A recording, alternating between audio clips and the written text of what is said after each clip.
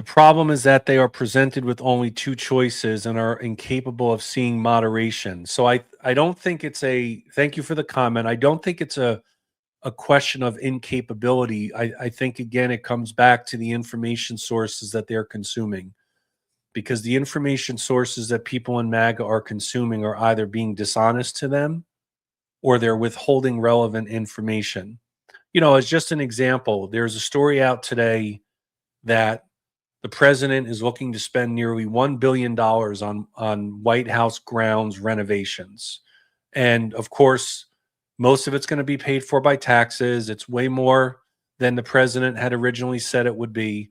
But and I saw that story in the Washington Post, and people who are in MAGA are not reading the Washington Post. They think the Washington Post is liberal democratic media, even though it is owned by a Trump ally, Jeff Bezos.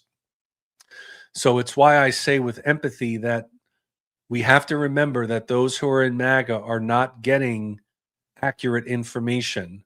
Now, one way that we can try to open up a conversation with them is what we call information bartering. And what that is you agree to read something that the person in MAGA offers you if the person in MAGA reads something that you offer them.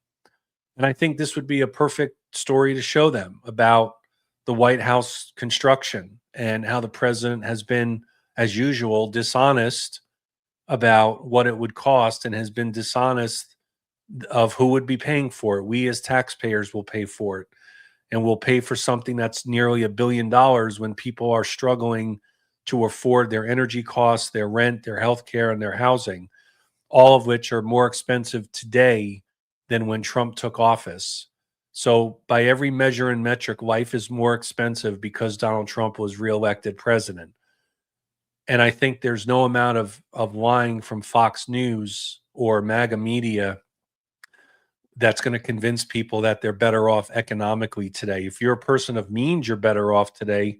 But most Americans are not people of means. We are middle class. Our purchasing power is the lowest that it's been in.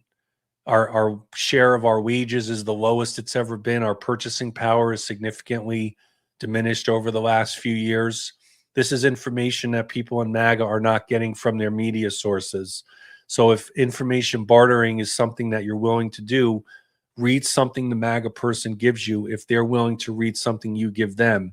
And if you do it enough, you might actually be pleasantly surprised that the person in MAGA will read what you give them. And keep in mind that you're not doing it to try to change anybody's mind.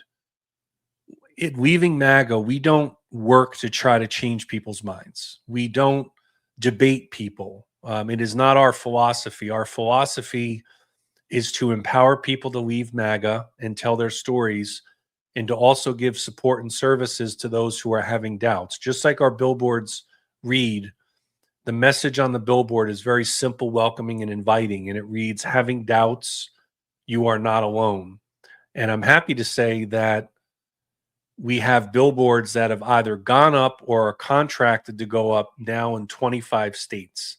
So we have, thanks to all of you out there, as very generous supporters and benefactors, we have now hit the halfway mark for our billboards. And our goal is to hit every single state, to get a board up in every single state. We have 2 boards that are going up in North and South Carolina coming up. We had a board that was just up in Times Square. We've got others that are up in West Virginia. We're eyeing parts of Nevada, New Jersey, Utah. We're going to have a billboard up in Dallas during the GOP's midterm convention that's coming up in October.